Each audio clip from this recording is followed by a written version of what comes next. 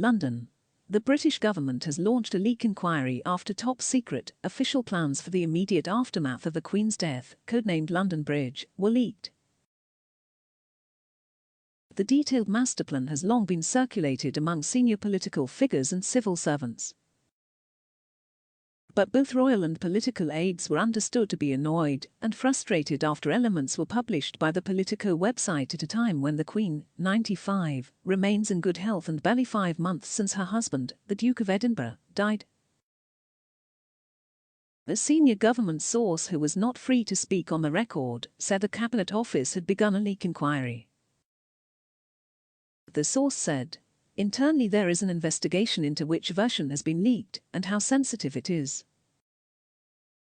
It's insensitive because it isn't long since the Queen lost her husband, it's rude and it is entirely unnecessary," they said. If it turns out to be an old version that was widely circulated and does not include the most sensitive material, it might go no further than that, but if it's a fuller version that is only circulated to, say, 10 people, then the Cabinet Office will launch a formal inquiry. The same source said the leak would cause concern over security, which would have to be factored into future versions of the plan. The document leaked to Politico is not the latest version of the plan and is at least a few months old, containing some details that are not in the most up-to-date version. More than 40 organizations, including military units, councils, charities and broadcasters, receive copies of parts of a plan pertaining to their involvement in the ceremonials, but only a small number of people are trusted with the entire document. The comprehensive plans drawn up for the period immediately following Her Majesty's death have been updated within the past 18 months to include references to the specific challenges that would be faced during the pandemic. Government departments have also raised concerns about the vast security operation that will be set in motion amid fears of an unprecedented influx of tourists, the documents reveal. The masterplan covers every eventuality, from how the Queen's coffin will be transported to London if she dies outside the capital, to the specific wording of notifications sent by the departmental permanent secretaries tasked with breaking the news. Upon receipt of the email, flags across Whitehall will be lowered to half-mast. The aim is to do it within 10 minutes.